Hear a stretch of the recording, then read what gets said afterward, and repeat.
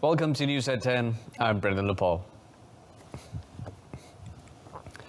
The payment rollout for the second phase of the special Prihatin Grant 4.0 of 500 ringgit to small and medium-sized enterprises (SMEs) nationwide will be made starting 23rd November. The cash aid will benefit over 1 million eligible small to medium entrepreneurs. Prime Minister Dr. Sri Swasabi Yaakob in a statement said this payment is an extension of the first phase of 500 ringgit payment made in September. He added that in total, each eligible recipient will receive a total payment of 1,000 ringgit under GKP 4.0 to ease the financial burden due to the COVID-19 pandemic. The initiative will involve the existing recipients of GKP 1.0, GKP 2.0, GKP 3.0, and new recipients of GKP 4.0, with a financial implication of 500 million ringgit. The Premier expressed hopes that with the continuous cash aid provided with the eligible SMEs, their businesses can be revitalized and the cash flow in the national economy can be stimulated. The second phase of the GKP is under the package Perlindungan Rakyat dan Pemulihan Ekonomi (PEMULI), an all-encompassing scheme benefiting Malaysians from all walks of life and not just the B40 category. Now, a total of 217 polling centres involving 1,109 streams will be open tomorrow to enable 476,037 voters to cast their ballots in the 15th Melaka state election. Election Commission EC Secretary Dato' Ikmalruddin Ishak reminded all contesting political parties and candidates that the official campaign period would end at 11:59 p.m. tonight, and all forms of campaigning, including vote phishing, should be stopped after that. No party can appeal for votes, including outside the polling centres and also through social media channels such as Facebook, Twitter, Instagram, and others. In a statement today, the EC also advised all voters to go cast their votes at the proposed time stated on the MySPR SEMA application. Employers are obliged to allow their workers who are registered voters to cast their ballot. Any employer found to have prevented their workers from going out to vote, actions will be taken under Section 25, Subsection 3 of the Election Offences Act 1954, which provides for a fine not exceeding 5,000 ringgit or 1 year imprisonment upon conviction. To ensure a smooth voting process, the EC reminds all parties, especially voters, candidates and staff, not to wear shirts, hats, face masks, or bring materials that display names, symbols, picture of the parties or candidates contesting, or campaign materials, and any taglines or campaign slogans to the centres. Those who fail to comply with the rules will be barred from entering the polling station. Individuals eligible to receive the COVID-19 booster shots are advised to register on the waiting list at only one private health facility vaccination centre (PPV) to avoid confusion. Protect Health Corporation Sendirian Berhad Protect Health, established under the Ministry of Health Malaysia, said registration for the waiting list at the PPVs of private health facilities under Protect Health is free, and only the Pfizer-BioNTech vaccines will be dispensed at these centres.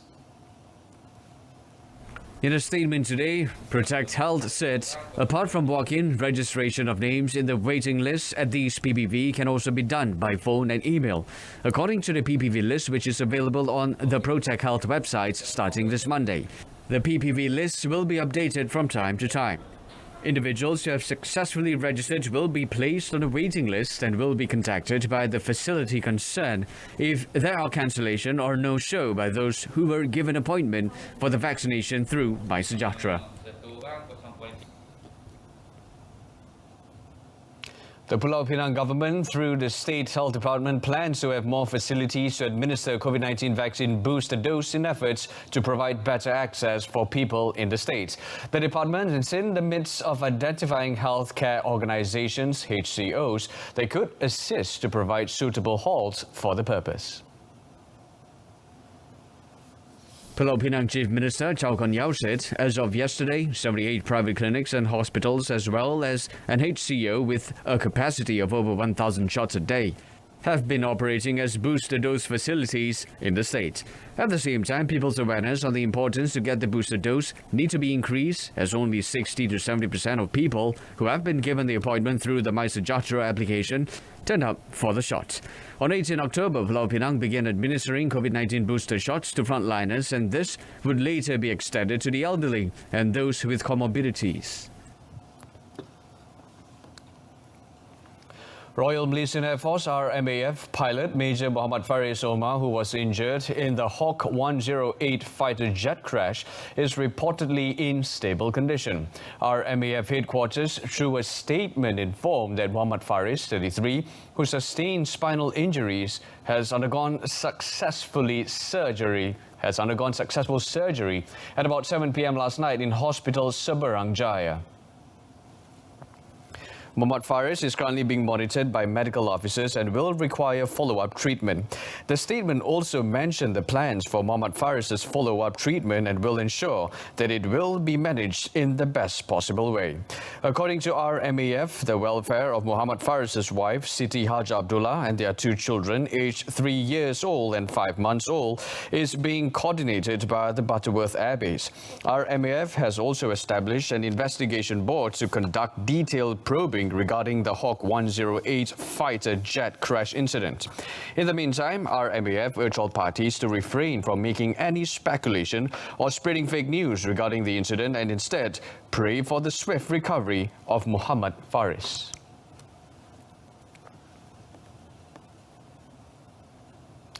Now, a soldier was charged in the Ampang Magistrates Court today with outraging the modesty of an 18-year-old girl at an outlet selling vape liquid.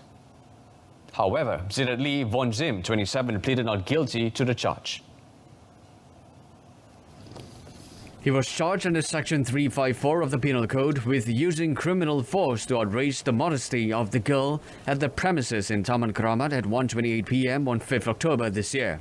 The offence provides an imprisonment for up to 10 years, or fine, or whipping, or any 2 of the punishments if found guilty. Magistrate Nur Maizan Rahim set bail at 4,000 ringgit with one surety and also ordered the accused to report himself at the nearest police station once a month. The court set 12 January next year for mention. Deputy Public Prosecutor Nurul Amira Sam Kamarudin prosecuted, while lawyer Adi Zulkarnain Zulkafli represented Zinat Lee.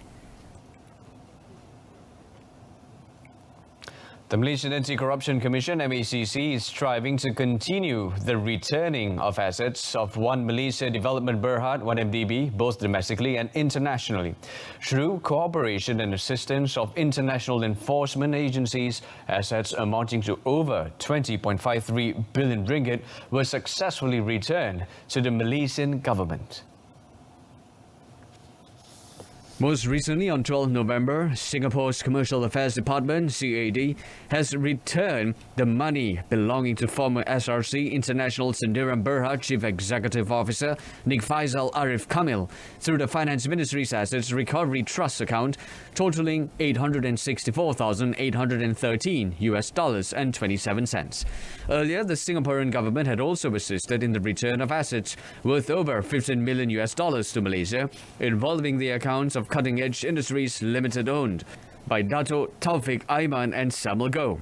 Currently, MACC is also in the process of recovering assets from countries such as Switzerland, Kuwait, Mauritius, Cyprus, Hong Kong, involving individuals connected to the 1MDB case. Police arrested a 25-year-old man believed to be a drug dealer and seized about 1.5 kilograms of heroin worth 380,000 ringgit in a raid in Kampung Belimbing, Tanah Merah last Wednesday. Tanah Merah District Police Chief DSP Zainuddin Mat Yusof said during the raid at 6:30 p.m, the suspect, who is believed to be active in drug trafficking activities in the last 3 months, threw a package to the ground before trying to escape. The suspect was arrested soon after a scuffle with the police. Upon inspection, police found white substance suspected to be heroin, weighing 198.5 grams in a newspaper package and 30 bottles with yellow lids. The suspect then led the police team to his grandmother's house near the village, where police found a backpack on the floor containing 59.2 grams of drugs in 10 bottles. Dan soal siasat lanjut yang dijalankan telah membawa pasukan polis ke rumah suspek ini sendiri di kampung Pondok Hidayah, Tanah Merah juga, kawasan sekitar Belimbing tu juga. Dan di rumah suspek ini, pasukan serbuan telah berjaya merampas sejumlah 150 botol heroin lagi. He said the suspect admitted to getting the drugs from a neighboring country and the drugs are believed to be marketed around the district. Further inspections found the male suspect did not have any previous criminal records and his urine test was also negative for drugs. The suspect has been remanded for 7 days beginning yesterday and the case is being investigated under Section 39B of the Dangerous Drugs Act 1952.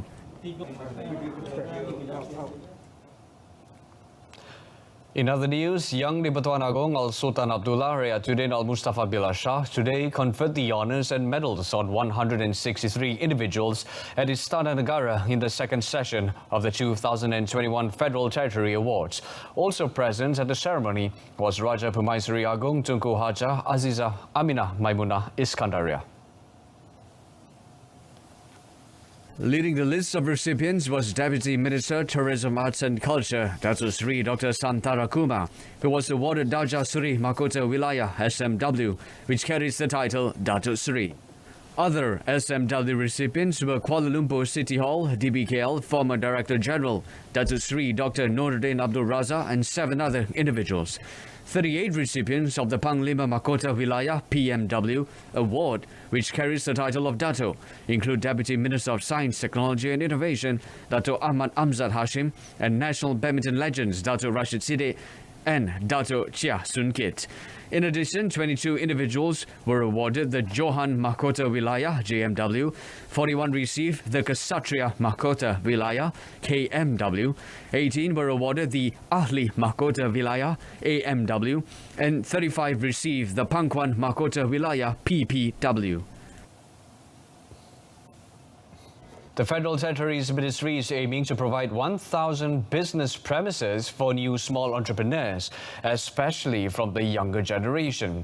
Its Minister, Datuk Seri Dr. Shahiran Kasim, said applications can be made if there are any strategic locations that can be made a visitor hotspot. It can also simultaneously revitalize economic activities which have been put on hold due to the COVID-19 pandemic. Orang muda ni dia cukup terkesan, terutamanya yang berpengajian tinggi, kerana bila mereka keluar mereka tak dapat kerja dan kita nak pastikan supaya mereka terlibat secara langsung untuk membina diri mereka dan juga sekaligus memberi sumbangan kepada ekonomi negara. He said this after visiting Suk Shop at Dataran Putra, the biggest chocolate retail outlet in the Klang Valley in Putrajaya today. Meanwhile, the rent exemption for small vendor sites and up to 50% premise rent discounts to entrepreneurs in Putrajaya is also under consideration for extension. The National Wage Consultative Council (MPGN) is still discussing the proposal on whether to maintain or increase the minimum wage rate before being tabled for the Cabinet's consideration. Human Resources Minister Datuk Seri M. Saravanan said the National Wage Legislative Technical Committee had presented the findings and recommendations of the impact study and review of the Minimum Wage Order 2020 at the MPGN meeting held yesterday.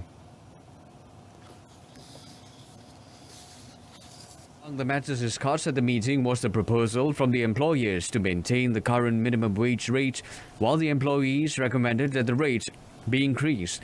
Datuk Seri Saravanan said further discussions would be held at the next MPGN meeting on 9 December.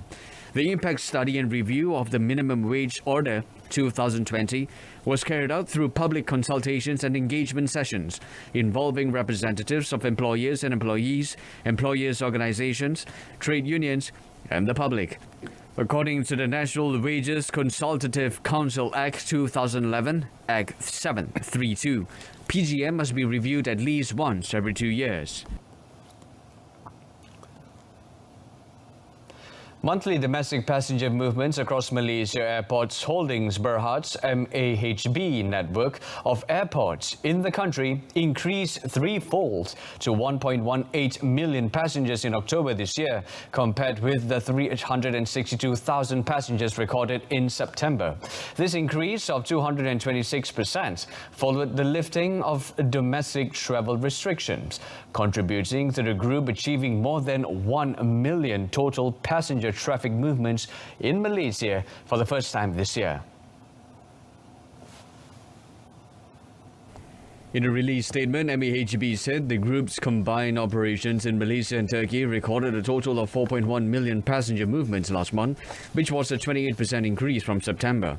Its managing director, Dato' Iskandar Mizal Mahmud, said the recent announcement of the vaccinated travel lane VTL between KL International Airport KLIA and Singapore's Changi Airport, as well as the Langkawi International Travel Bubble and the upcoming travel corridor between Malaysia and Indonesia will further improve passenger traffic in the coming months.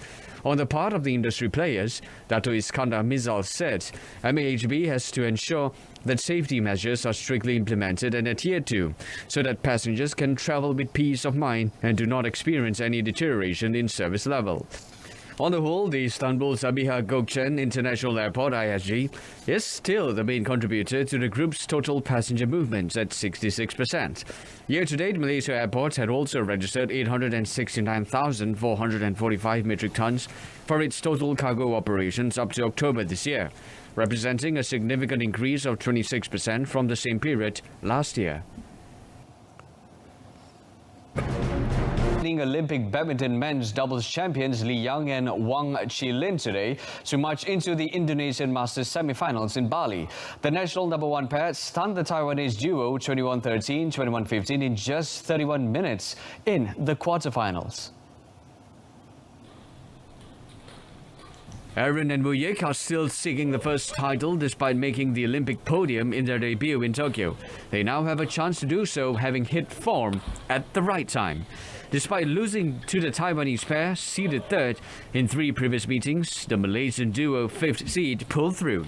The world-ranked number 7 pair will face Japan's Takuro Hoki and Yugo Kobayashi for a place in the final. The Japanese duo overcame Danes Kim Astrup and Anders Skarup Rasmussen 19-21, 21-14, 21-19. Malacca United FC have advanced to the semi-finals of the Malaysia Cup after beating Sabah FC 2-1 in the second quarter-final leg at the Hang Jebat Stadium last night. The team, coached by Zainal Abidin Hassan, also made history as they advanced to the final 4 of the oldest football tournament in Southeast Asia for the first time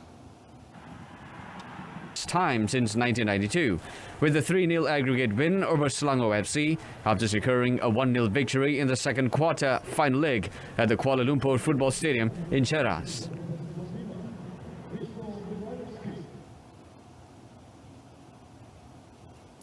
Meanwhile, the goal in the 40th minute by young Johor Darul Ta'zim JDT star Arif Aiman Mohammad Hanapi took the Southern Tigers squad to the semi-final stage with an aggregate result of 1-0 over Kedah Darul Aman KDA FC.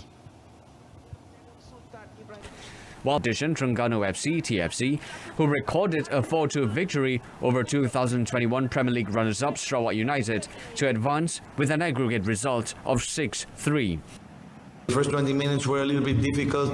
We couldn't find it, and then of course, after the goal, we got confidence, and in the second half, I think we did a much better game, controlling the actions. The counter-attacks very dangerous. The first and second legs of the semi-finals will take place on 22nd and 26th November respectively. In the first leg action, KL City FC will host Malacca United FC at the Kuala Lumpur Football Stadium in Cheras, while JDT will travel to Terengganu to face TFC. normal voters to cast votes in Malacca tomorrow. Join us for updates at noon at 12:30 tomorrow. Till then, I'm Brendan Paul. Thanks for watching. Take care and good night.